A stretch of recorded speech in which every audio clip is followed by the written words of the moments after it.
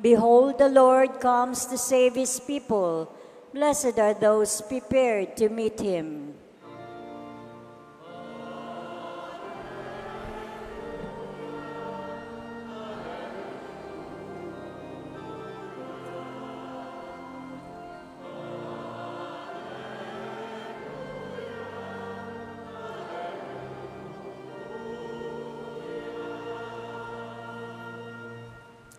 The Lord be with you. And with your spirit. A reading from the Holy Gospel according to Matthew. Glory to you, O Lord.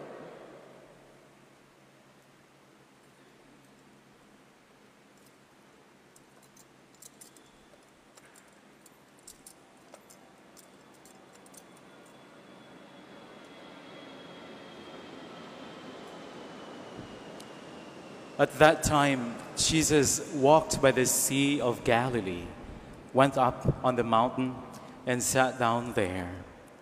Great crowds came to him, having with them the lame, the blind, the deformed, the mute, and many others. They placed them at his feet, and he cured them. The crowds were amazed when they saw the mute speaking, the deformed made whole, the lame walking, and the blind able to see, and they glorified the God of Israel. Jesus summoned his disciples and said, "My heart is moved with pity for the crowd, for they have been with me now for 3 days and have nothing to eat. I do not want to send them away hungry, for fear they may collapse on the way." The disciples said to him, "Where could we ever get enough bread in this deserted place to satisfy such a crowd?" Jesus said to them, "How many loaves do you have?" 7, they replied, "and a few fish." He ordered the crowd to sit down on the ground. Then he took the 7 loaves and the fish, gave thanks, broke the loaves, and gave them to his disciples, who in turn gave them to the crowds. They all ate and were satisfied. They picked up the fragments left over, 7 baskets full. My dear brothers and sisters in Christ, the Gospel of the Lord. Praise to you, Lord Jesus Christ.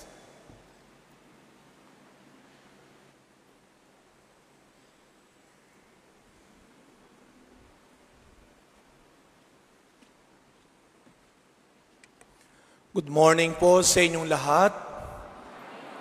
Pakibati muna ang mga katabi natin ng good morning. At tayo po ay nasa first week of Advent. And my dear brothers and sisters, this is the last first Wednesday of the year.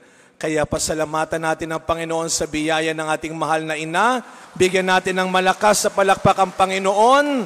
Mas malakas pa for the last first Wednesday of the year. And talagang patapos na ang taon, pero si Lord hindi pa rin natatapos ng blessings para sa atin. Amen.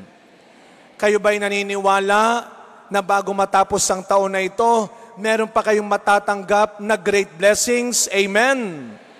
Lahat ng naniniwala, pumalakpak muli ng mas malakas. At sabihin natin ngayon ng malakas, "Thank you, Lord." Sabihin nyo sa katabi nyo, may ibibigay sa iyo si Lord. Bakit parang ayaw nyo sabihin yung katabi nyo, "Lord, ako muna bago siya."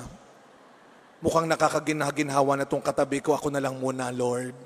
But you know, one great gift of God to us today, I think on behalf of the community of Baclaran Church, we would like to welcome our concelebrating priest, Father Patrick Napal. Palakpakan po natin si Father Patrick.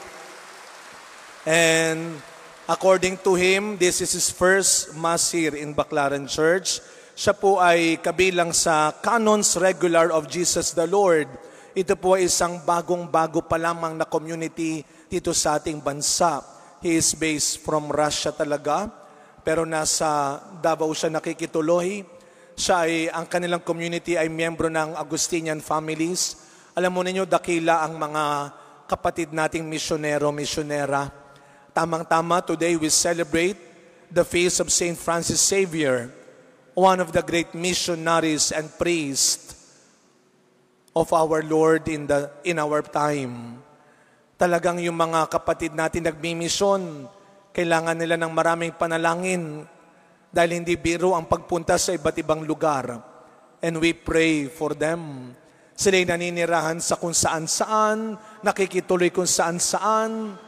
Kaya kapag may dumarating tayong mga religious brothers and sisters, lalo na ang mga missionaries, please, let us really help them. Not only with our prayers. Of course, napakalaking bagay ng panalangin. Pero kung meron naman tayong maibibigay pa, meron pa tayong magagawa para sa kanila, let us be generous, compassionate enough to them. Let us be grateful to them. They are also offering their missions for us. Itong mga kapatid nating misyonero, nagsasakripisyo sila para rin sa atin. And so, yun man lang, ibigay natin para sa kanila. Kaya alam mo ninyo, ang taon na ito, matatapos, pero ang Diyos, hindi pa tapos para sa iyo. Marami pa siyang pwedeng gawin.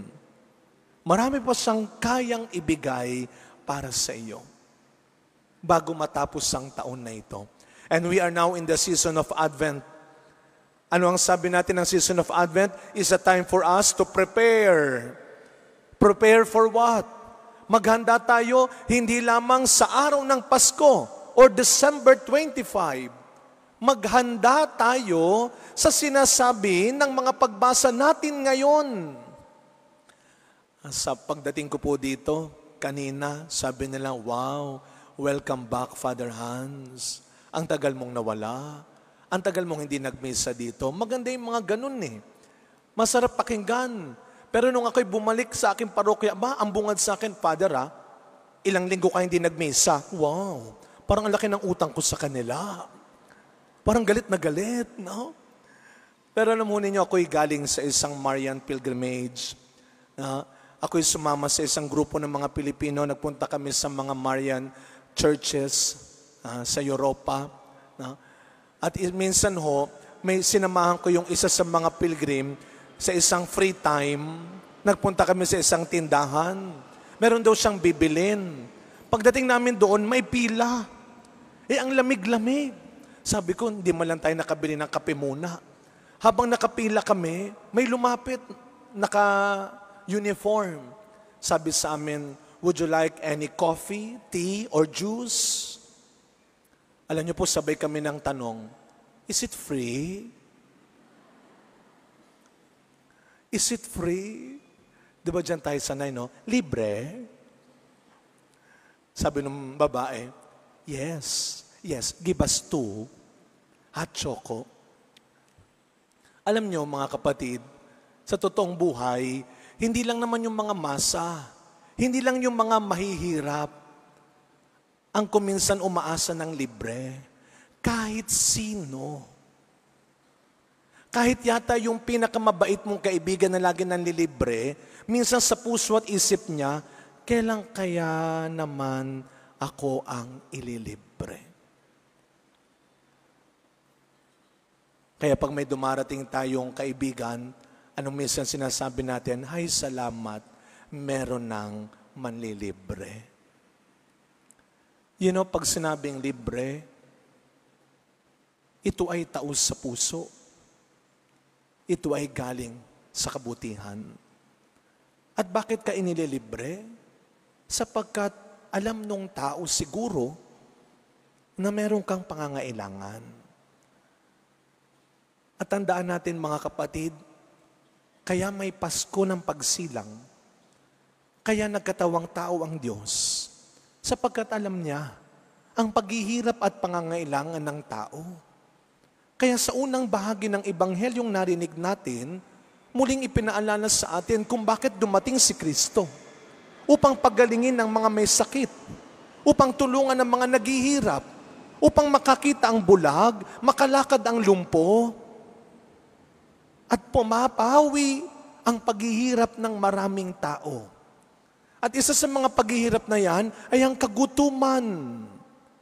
Kaya minsan pa narinig natin ang himala ng pagpapakain sa libo-libong tao. Alam ng Panginoon ang pangangailangan ng tao. Dumating ang Diyos upang hanguin tayo sa paghihirap natin. At ano ang paalala ng unang pagbasa natin? Huwag po tayong mag-away-away. Huwag nating gawing malaking problema kung magkano ba talaga ang halaga para magkaroon tayo ng Noche Buena. Huwag tayong mag-away-away kung paano tayo magkakaroon ng handa. Kasi ang tanong natin, ano bang handa ang gusto natin? Yung marami? Yung engrande? O yung simple? Ano ang sabi ng unang pagbasa? Huwag niyong kalilimutan. Kahit na gaano pang kahirap, kalaki, kaenggrande, kung kan simple ang handa natin dito sa mundo. Isang handaan ang inihahanda ng Diyos para sa atin. Ano ang sinasabi ng unang pagbasa? Ang pangitain ni Propeta Isaías. Ang Diyos ay naghahanda ng isang malaking piging, isang mesang saganang-sagana, isang lugar na masaya at payapa. At yan ay ang handaan at piging sa langit. Sa pagpatuloy ng misa natin, mga kapatid, hindi lang ngayong Adbyento, araw-araw, habang nabubuhay tayo sa mundo, ang pagsikapan natin, ang paghirapan natin, ay ang paghandaan na makasama tayo sa piging ng Panginoon. Hindi dito sa lupa, kundi sa langit na inihahanda niya para sa atin. Ang taon na ito, ilang linggo na lang, tapos na. Pero ang kayang gawin at ibigay ng Diyos sa iyo ay hinding-hindi matatapos, mauubos. Maging handa ka sa piging na inihahanda ng Diyos para sa iyo. Amen.